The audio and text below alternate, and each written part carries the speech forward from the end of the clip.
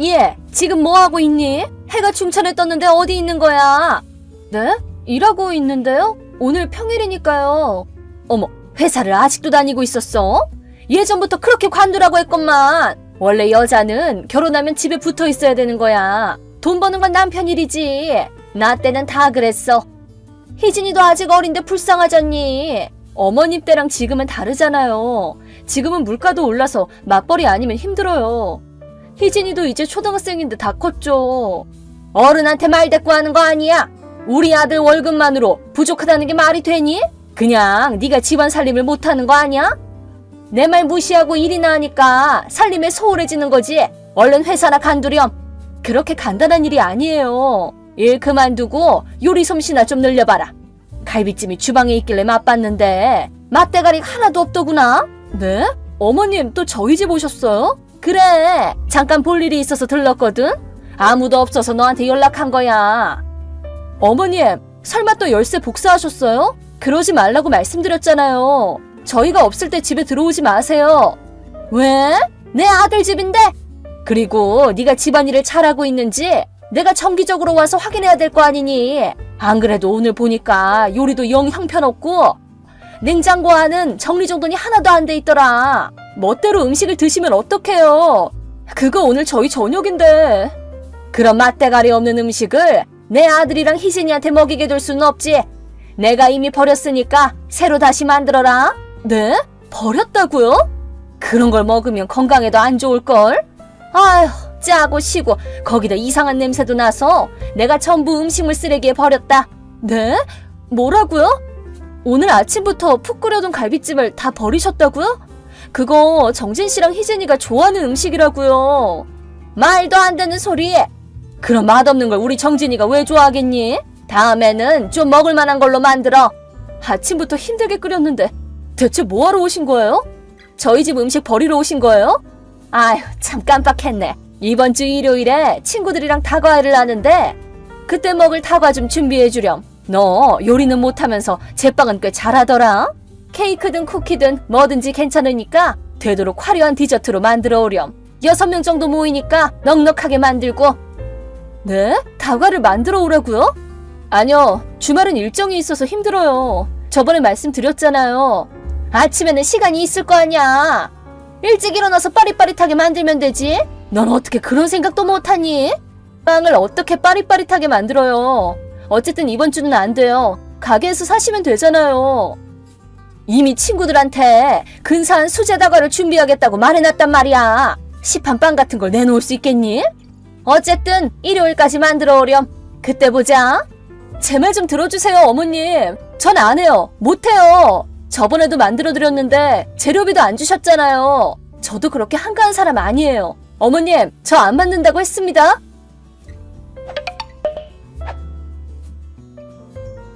여보, 또 어머님이 우리 집에 멋대로 들어오셨어. 거기다 갈비찜도 몽땅 버리신 거 있지? 뭐?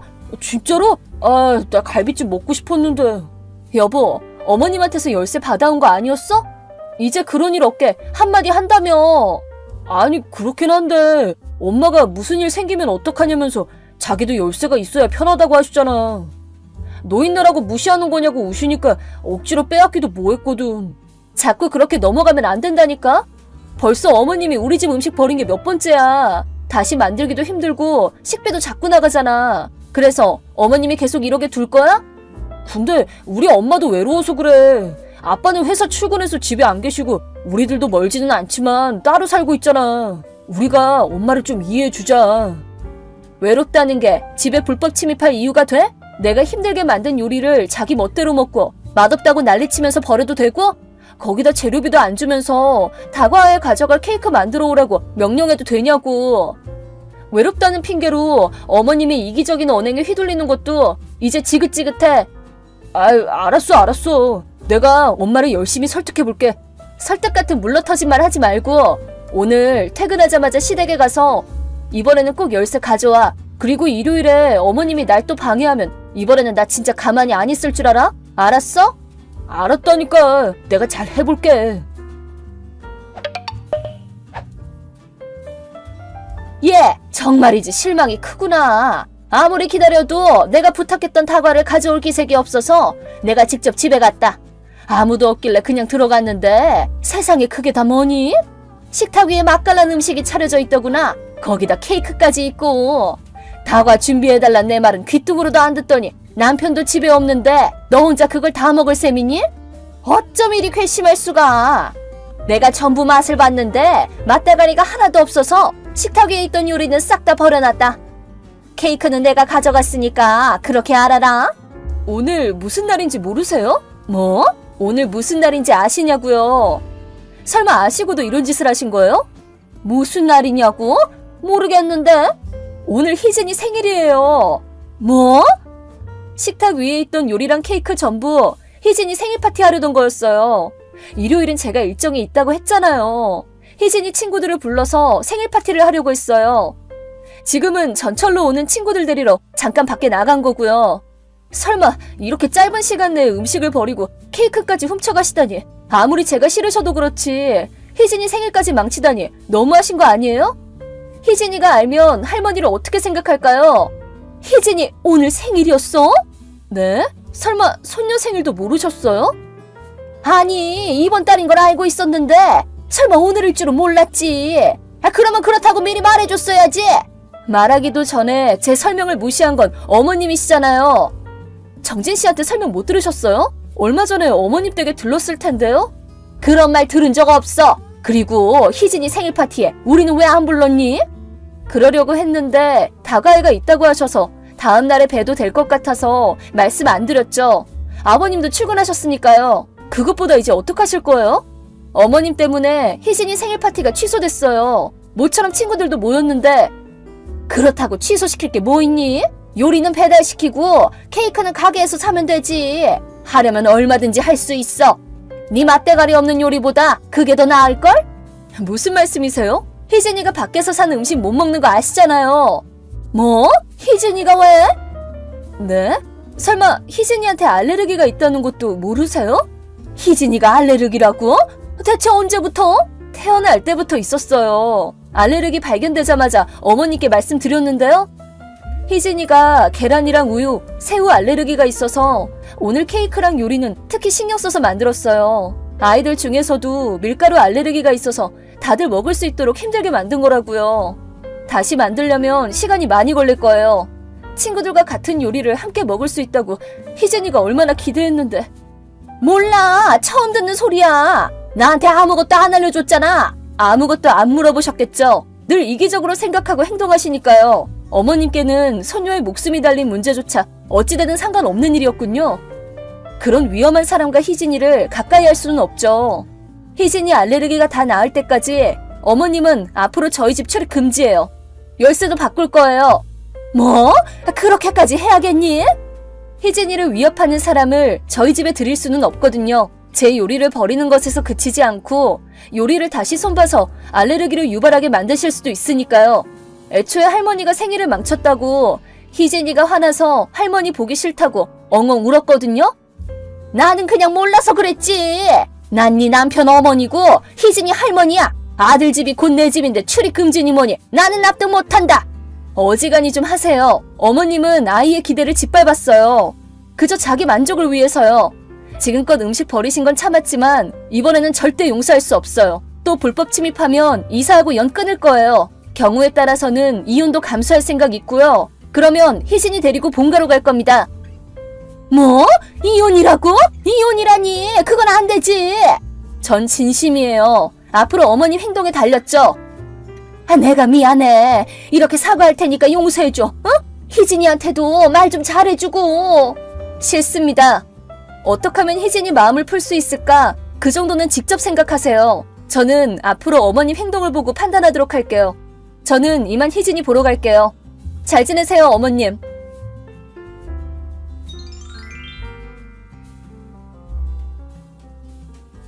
어머님은 서둘러 케이크와 음식을 들고 사과하러 오셨지만 전부 알레르기를 일으키는 음식들이라서 열쇠만 받고 음식은 거절했답니다. 어머님은 한동안 현관 앞에서 난동을 피웠지만 생일을 망쳐서 화가 났던 희진이가 어머님한테 할머니 싫다면서 엉엉 우는 바람에 돌아가지 않으면 연을 끊겠다고 단호히 말한 뒤에 돌려보냈어요. 하지만 어머님은 곧바로 남편한테 고자질을 했는지 퇴근한 남편이 어머님을 울리지 말라며 저한테 버럭 화를 내더라고요. 하지만 당신이 진작에 열쇠를 받아왔다면 이런 일은 없었을 거다. 당신도 나랑 연 끊고 싶냐? 라고 말했더니 허둥지둥 사과하더라고요. 지금은 남편도 제 편이 됐고 어머님도 연 끊길까 두려웠는지 잠잠해졌답니다. 이렇게 시댁과 거리를 둔 덕분에 스트레스 없이 쾌적하게 지내고 있답니다.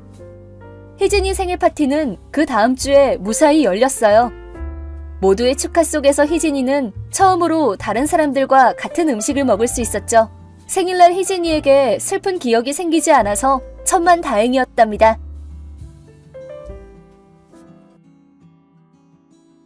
안녕하세요, 구독자 여러분. 구독과 좋아요는 채널 운영에 큰 힘이 됩니다. 안녕하세요.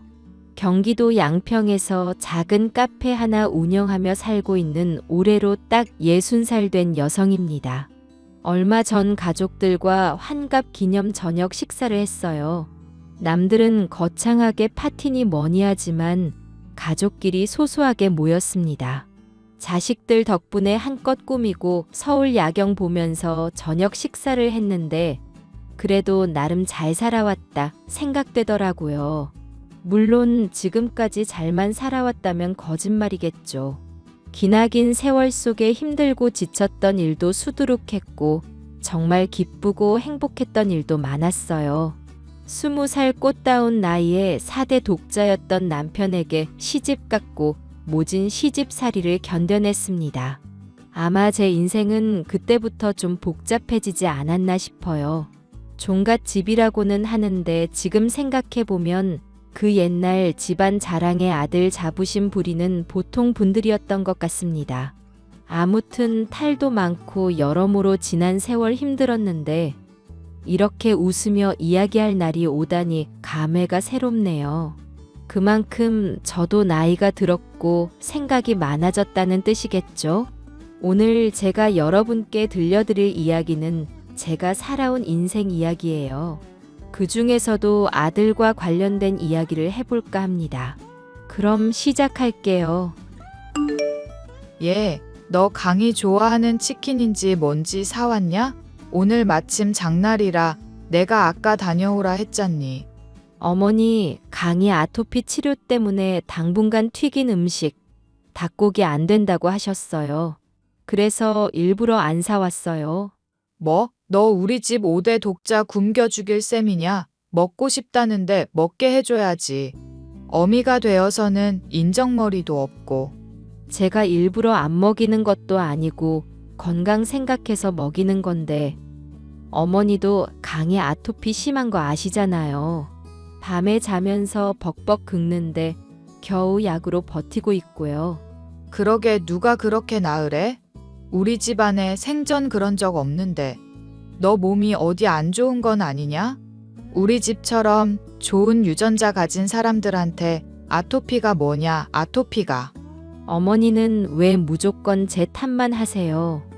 아이들이 예민하면 그럴 수도 있는 거고 환경적인 요인이 작용할 수 있는 거고요. 어머님 복숭아 알레르기 있는 거랑 똑같은 거예요.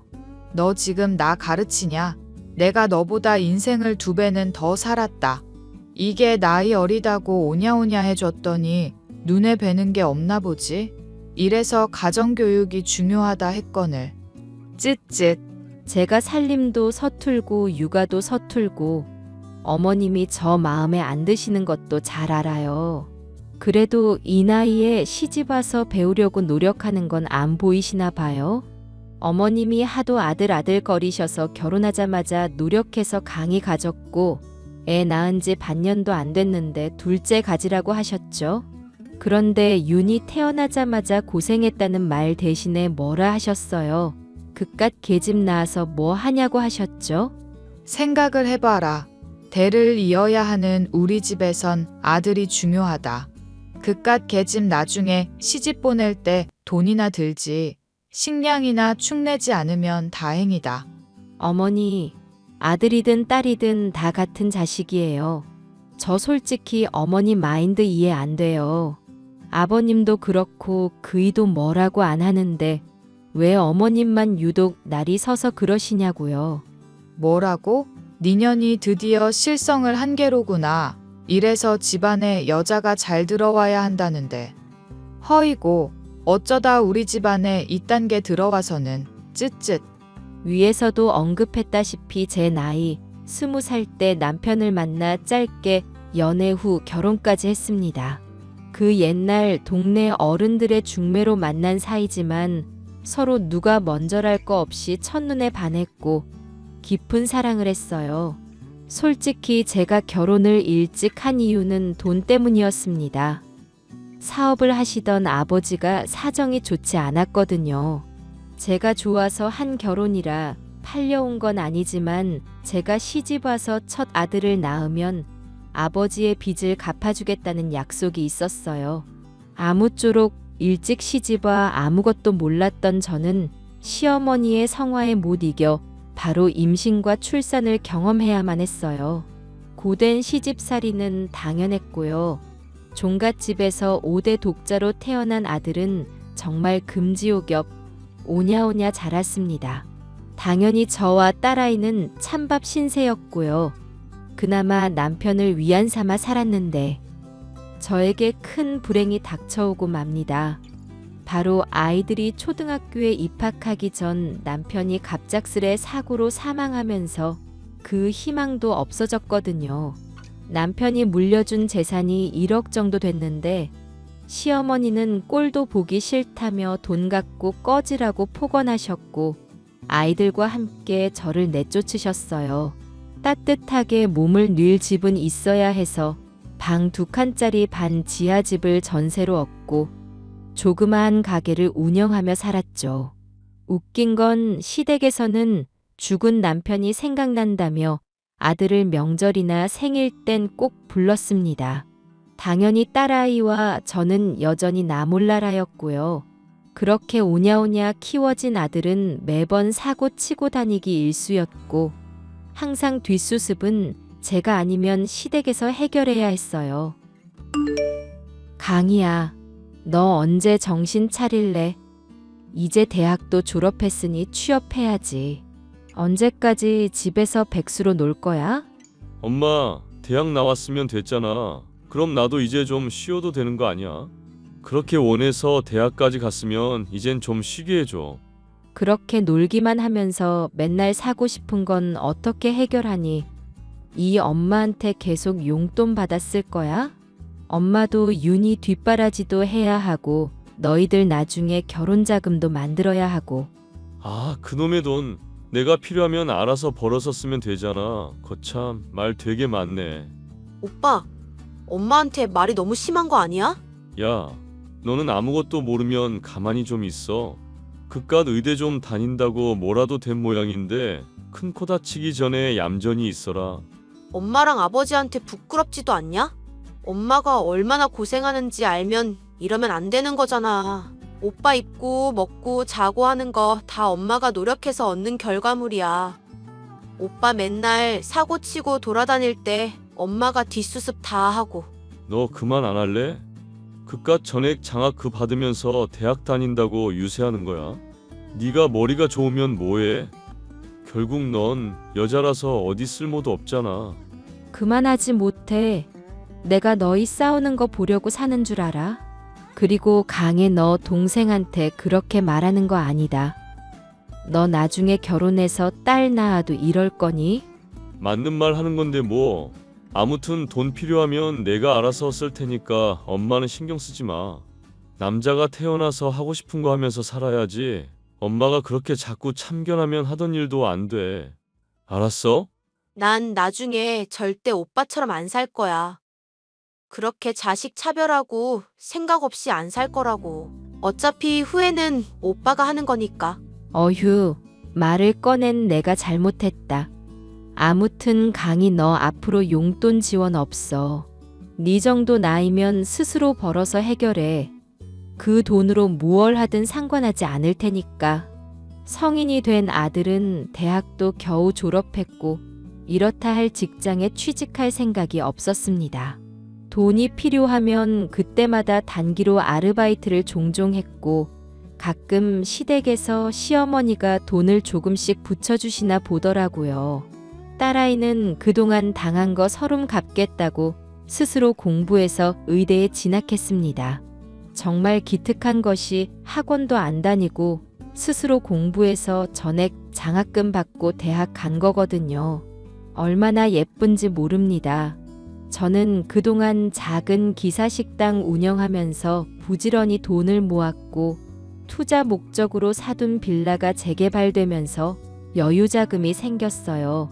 재벌까지는 아니지만 노후 준비 겸 경기도 양평에 전원주택과 땅을 매입했고 아이들 앞으로 조금씩 물려줄 정도로 말이죠. 아들은 시골에서 못 살겠다길래 서울에 오피스텔을 얻어주었고 딸은 기숙사 생활을 해서 저 혼자 양평으로 내려왔습니다. 그런데 얼마 지나지 않아 웬일인지 아들 녀석이 취직하겠다고 하더라고요. 조금이라도 정신을 차리려나 싶어 응원해 주었고 저는 양평으로 내려와 작은 카페를 개업했습니다. 커피값을 비싸게 받지도 않고 취미로 제과제빵도 하며 소소하게 운영하게 되었죠. 그렇게 2년 정도 시간이 지나고 딸은 전문의 시험에 한 번에 합격해 대학병원에서 근무를 시작했습니다.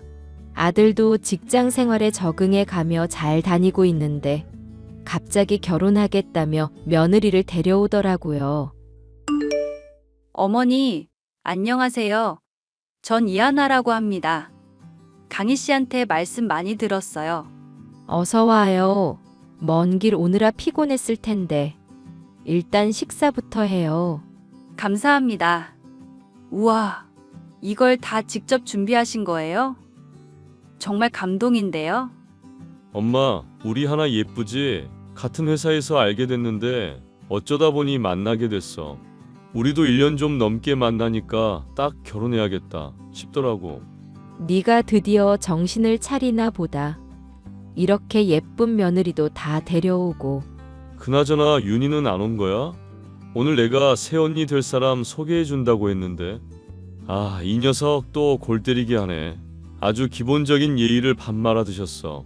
워낙 환자가 많으니 별 수 있니? 수술도 해야 하고 응급 상황이 많다는데 이해해야지. 꼭 오늘이 아니더라도 너희들이 서울에 살면서 보고 싶으면 연락해서 만나면 되는 일이다. 그나저나 세아가 우리 딸이 일부러 안 온 건 아니니 이해해 주렴. 그럼요. 저 이해합니다. 그렇게 속 좁은 여자 아니라고요. 그나저나 의사면 돈 좀 벌겠네요. 어머니는 어쩜 이렇게 자식 농사를 잘 지으셨대요? 허허, 아무튼 식사부터 하자꾸나. 나는 너희가 좋다고 하니 반대할 생각은 없다. 어떤 식으로 결혼 준비해 나갈 건지 그것만 말해라. 뭐 남들처럼 비슷한 예식장 잡고 집도 얻고 해야지. 그래, 새로운 가정을 꾸린다는 건 쉬운 일이 아니다. 너도 큰 결심한 모양이니 잘 지켜보마. 너희들 이번 명절엔 어떻게 할 거니? 꼭 오라는 건 아닌데 혹시 올 거면 일정 좀 조율하게. 일정 조율할 거 없어요. 저희 이번에 바빠서 못 갈 것 같아요. 아니면 연휴 끝나고 가거나. 지난 설에도 와서 밥만 먹고 홀연히 사라졌잖니. 결혼 전엔 서로 연락도 잘하더니 요즘엔 연락도 뜸해진 게 무슨 일 있는 건 아닌가 싶어. 무슨 일 있는 건 아니지? 무슨 일이 일어나길 바라는 거야? 우리가 일을 하다 보면 바빠지기도 하고 그런 거지 뭐. 이왕 연락한 거 나 뭐 하나만 부탁할게. 뭔데 그러니 말해봐라. 어머니, 제가 말씀드릴게요. 사실 저희 곱창집 개업할 거예요. 요즘 곱창 막창 유행인 거 아시죠? 잘 알지. 근데 너희가 음식 장사를 해보겠다고? 다시 한번 진지하게 생각해봐라.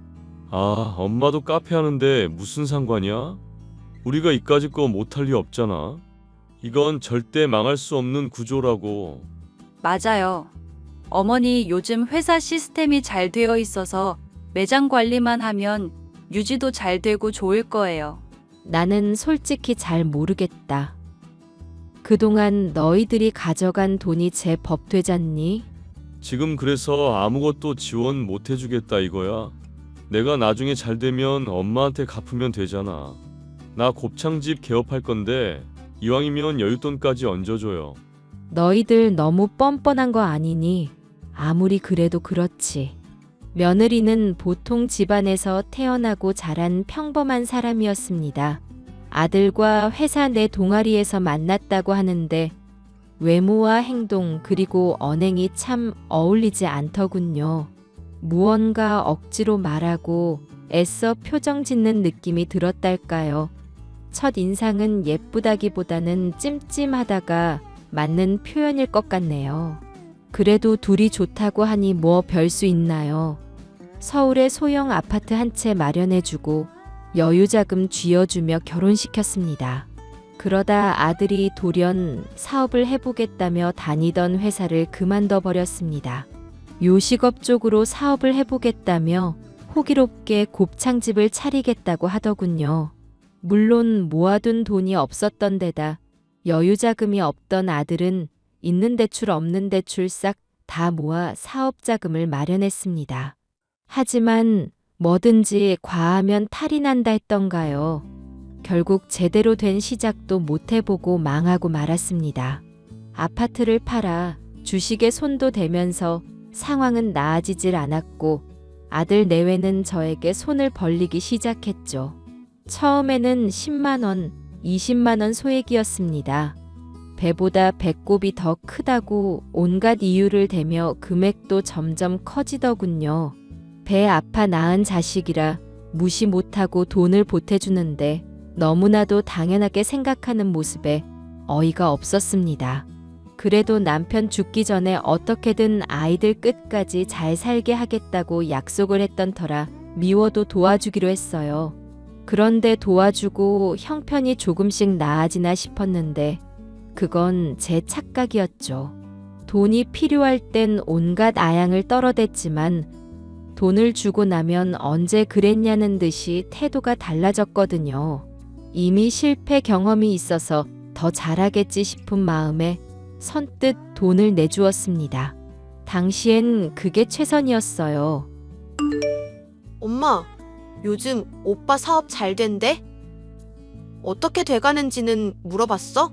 글쎄다. 아무 말 없는 거 보면 잘 돼가는 것 같기도 하고. 엄마는 그런 거에 관심도 안 가지고 뭐해. 요즘 사람들이 관심 받는 거 싫어해도 어느 정도는 관심 있는 척 해줘야지. 엄마는 SNS 안 하니까 보기 어렵겠다. 내가 새언니 근황 좀 살펴봐야겠어. 적은 돈도 아니고 그 난리를 피웠는데 뭐라도 하고 있지 않을까? 그렇게 안일하게 생각하면 안 돼. 잠시만, 나 얼마 전에 새언니 팔로우 했거든? 아, 엄마, 이것 좀 봐봐. 좀 이상하다. 오빠네 사업 안 돼서 사정 안 좋은 거 아니야? 그래서 엄마한테 돈 빌린 거 아니냐고. 그렇지. 근데 왜 그러니? 엄마 왜냐니? 이걸 좀 봐봐. 사업 보기 좋게 망해서 집에 있는데 집에 있다는 사람이 명품을 사재기해? 그리고 무슨 여행을 이렇게나 자주 가? 어디 봐봐. 어머머. 이게 다 뭐니? 근데 사업하다 뭐 돈이 생길 수 있는 거고 우리가 뭐라 할 문제는 아니지만 저럴 시기도 지났다는 거. 엄마 성격이 너무 좋아. 아휴, 오빠는 언제쯤 정신을 차릴까? 난 그게 의문이야. 때 되면 알아서 차리겠지. 오빠랑 새 언니한테 내색하지 마라. 그래도 입에 설탕 발린 소리도 할 줄 아는데 이쯤에서 그만하고 제대로나 좀 살지. 엄마도 걱정이 이만저만 아니다. 솔직히 오빠 성과 낸 것도 없고 난 좀 답답해. 엄마가 강하게 나가야 해. 이거 봐봐. 대놓고 명품 자랑하고 내가 알기론 오빠랑 언니 일 안 하는데 명품은 연예인 아닌 이상 협찬이 잘 안 되거든? 정말이냐? 어휴, 속 터져. 아무래도 안 되겠다. 내가 뭐라고 한마디라도 해야지. 저는 아들 내외를 불러 현재 재정 상태에 대해 듣고 크게 꾸짖었습니다. 그랬더니 정말 반성이라도 하는지 아무 말도 못하고 고개를 푹 숙이고 있더라고요. 잘못된 건 바로 잡아야 하는 게 부모지만 막상 자식 그리고 며느리까지 기죽어 있는 모습을 하니 마음이 편치 않았습니다. 한두 살 먹은 어린애도 아니고 다 큰 성인들이니 자기들이 알아서 하겠지 싶어 그러려니 했어요. 하지만 조금 달라진 점이 있다면 저는 더 이상 지원하지 않았다는 겁니다. 돈이 당장 급하니 아르바이트도 하고 식당에서 일도 하고 나름대로 열심히 살기 시작하더군요. 하지만 얼마 가지 않아 그 행동들은 진심이 담긴 행동이 아니었단 걸 알게 되었습니다.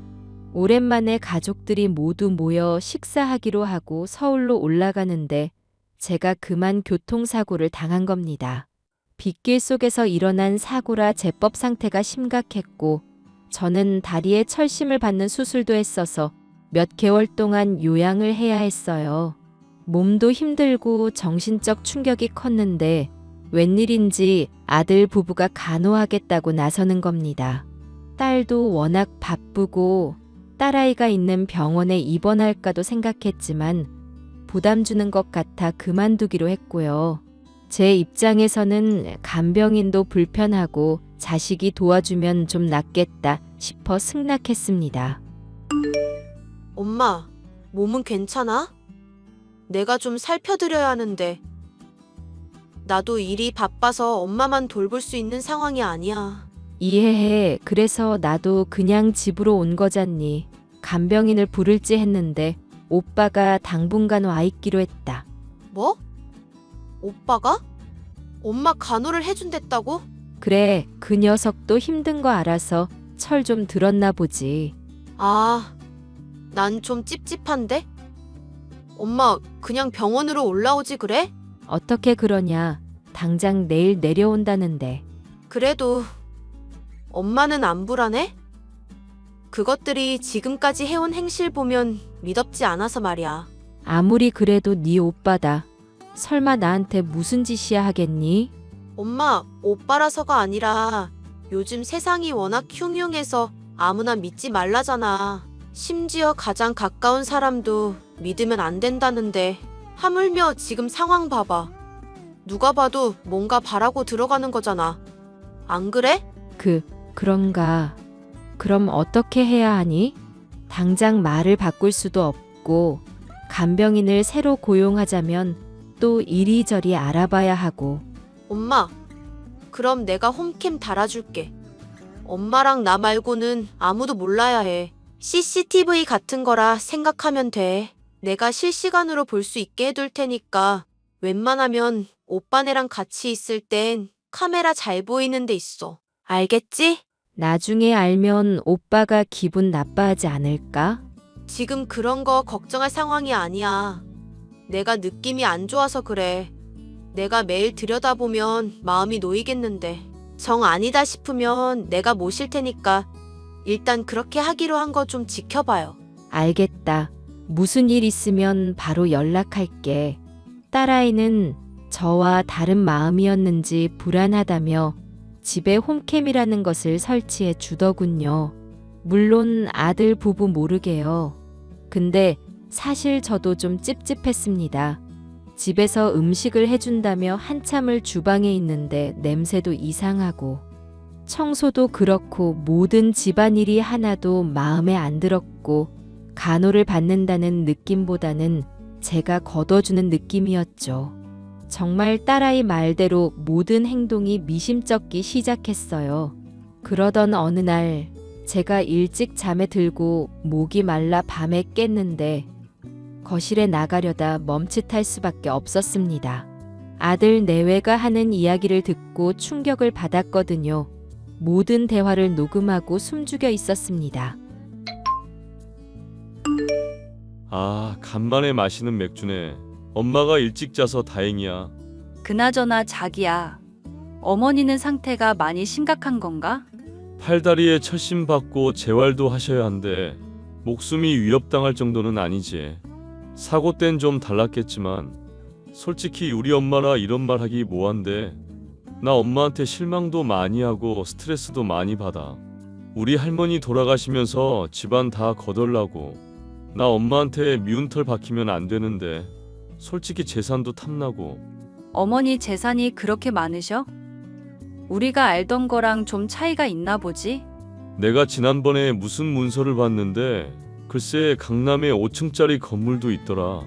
대충 주소 보니까 사거리에 카페랑 생활용품점 있는 자리 알지? 그 부근이더라고. 크크.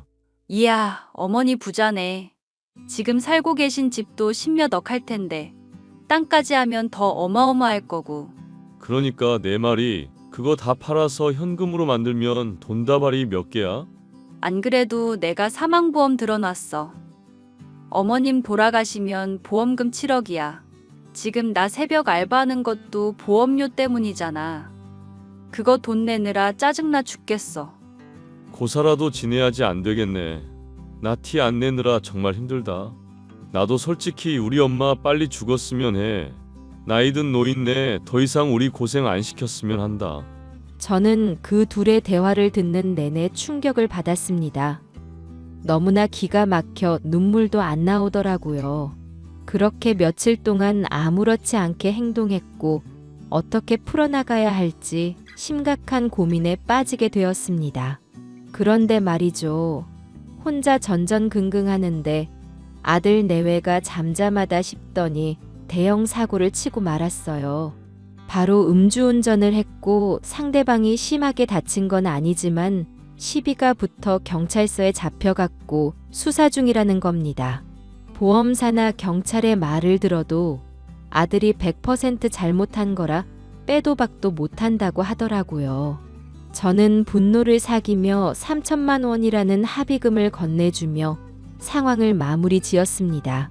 술에 취해 감정 조절도 못하고 한참을 소리치던 아들은 늦은 오후가 되어서야 정신을 차렸습니다.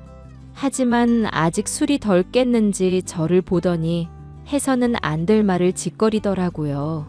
저도 인내심의 한계를 느꼈고 폭발하고 말았습니다. 엄마, 어제 경찰서에서 나 데리고 온 게 엄마야? 그래, 새아가는 몸이 쑤신다며 병원에 입원했고 택시 기사 도움받아서 너 겨우 옮긴 거야. 너는 도대체 무슨 술을 그렇게 마신 거야? 이거 합의금, 벌금 안 냈으면 너 감옥 가는 거였어. 가정도 있는 애가 도대체 무슨 생각으로 그래? 아, 잔소리 좀 그만해. 사람이 살다 보면 실수할 수 있는 거지. 가뜩이나 면허 취소 당해서 짜증나는데 엄마까지 나한테 이럴래? 엄마니까 너한테 이런 잔소리를 하는 거야. 내가 아니면 누가 너한테 이런 말을 해주니? 어려서 사고치고 나이 들어서도 사고치면 평생 그런 거 뒷감당 어떻게 하려고 그래? 엄마가 해주면 되잖아. 엄마 돈 많으니까 대충 입마가 주고 그러면 되지. 돈도 많은 양반이 뭐가 문제야. 그리고 엄마, 이제 돌아가실 때 안 됐어? 노인네가 얼마나 길게 살려고 그래? 너 아직 술 덜 깼니? 아무리 그래도 그렇지 엄마한테 그게 할 소리냐? 너 정말 정신 안 차릴래? 하늘에 있는 네 아버지가 보면 경을 치실 거다. 우리 엄마 또 하늘 타령하시네. 그놈의 똥꼬집은. 하여간 우리 엄마 똥꼬집 못 말린다니까. 이왕 이렇게 된 거 단도직입적으로 말할게요. 엄마 재산 그만 축내고 얼른 죽어요 그냥. 그래야 남은 자식들이 잘 먹고 잘 살지. 크크크. 뭐?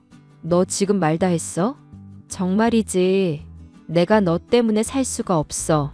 그러니까 빨리 죽으라고요. 자식들한테 뭐 줄지 많이 재지 말고 똥꼬집 좀 피우지 말란 말이야.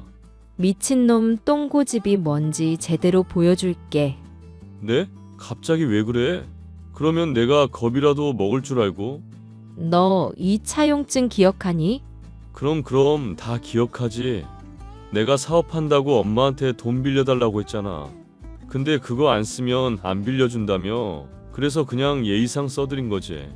이 무지한 놈아, 넌 문서를 제대로 읽어보지도 않고 사인을 해?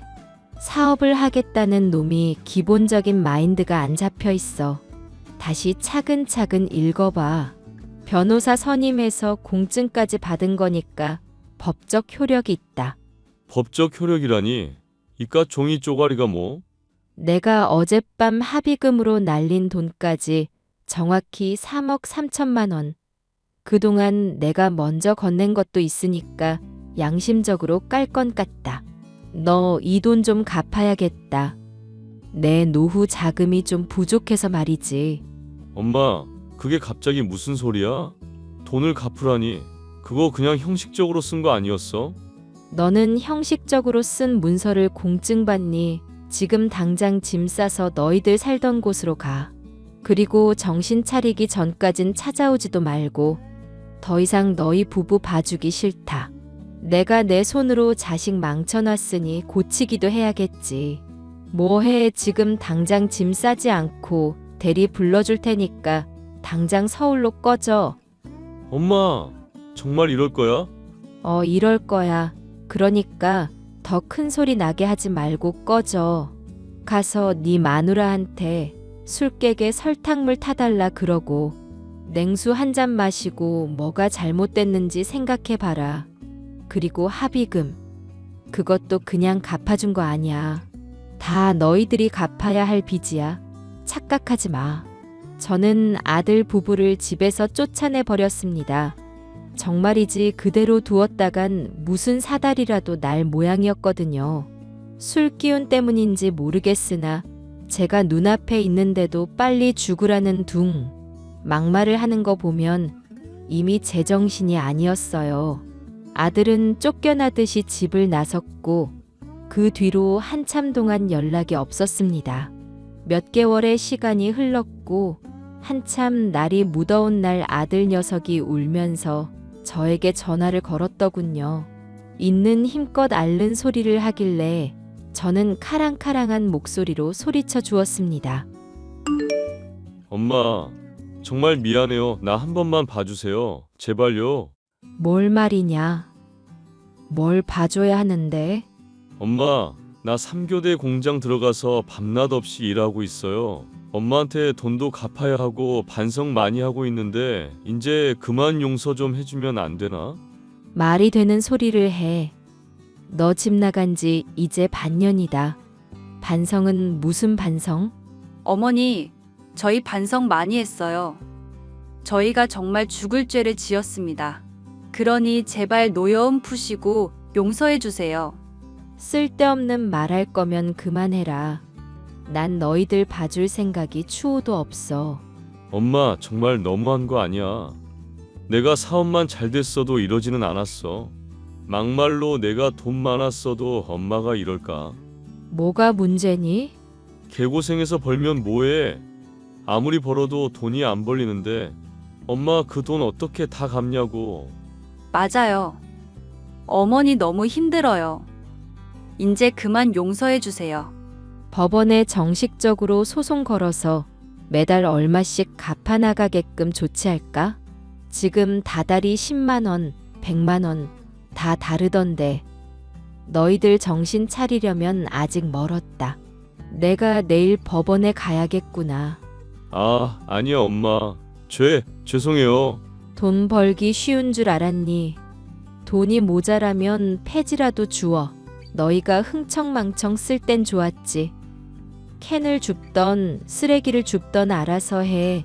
일자리 구하는 것도 돈을 갚는 것도 너희 몫이야. 그동안 내가 너무 오냐오냐 다 봐줬어. 이젠 너희들이 직접 피부로 느껴봐. 흑흑. 어머니 죄송해요. 저희가 정말 잘못했어요. 그러게, 그렇게 잘못했으면 반성하면 될 일이다. 내가 보기엔 아직 멀었어. 돈 갚기 전엔 더 이상 찾아오지도 말고 연락도 하지 마라. 난 너희들이랑 그렇게 지낼 생각 없다. 알겠냐? 그렇게 10년 가까이 세월이 지났고 아들은 아직도 저에게 돈을 갚아나가고 있습니다. 저에게 너무 독하게 구는 것 아니냐 하시는 분들이 종종 있는데 3살 버릇 80까지 간다고 하잖아요. 버릇 없는 거, 생각 없는 거 완전히 개조시키진 못하겠지만 이렇게 시간 보내다 보면 언젠간 스스로 깨달을 겁니다. 아들 부부는 그 와중에 아이도 낳았어요. 솔직히 손주 녀석 보고 마음이 조금 흔들리긴 했지만 애써 참고 있습니다. 중간에 둘 사이에서 이혼 위기도 있었지만 며느리는 아이 때문에 다시 돌아온 거로 알고요. 저 역시 별다른 도움을 주지 않고 있답니다. 딸아이는 뉴스에도 나오고 방송도 몇 번 타더니 유명한 의사가 되었어요. 벌써 30 중반이 넘었는데 빨리 시집 갔으면 합니다. 아무튼 제 사연은 여기까지입니다. 저는 카페도 운영하고 소소하게 농사를 짓느라 정신없는 노후를 보내고 있어요. 아들 부부와 1년에 한 번 정도 생사 여부 확인하느라 식사 한 번 정도는 하고 살아요.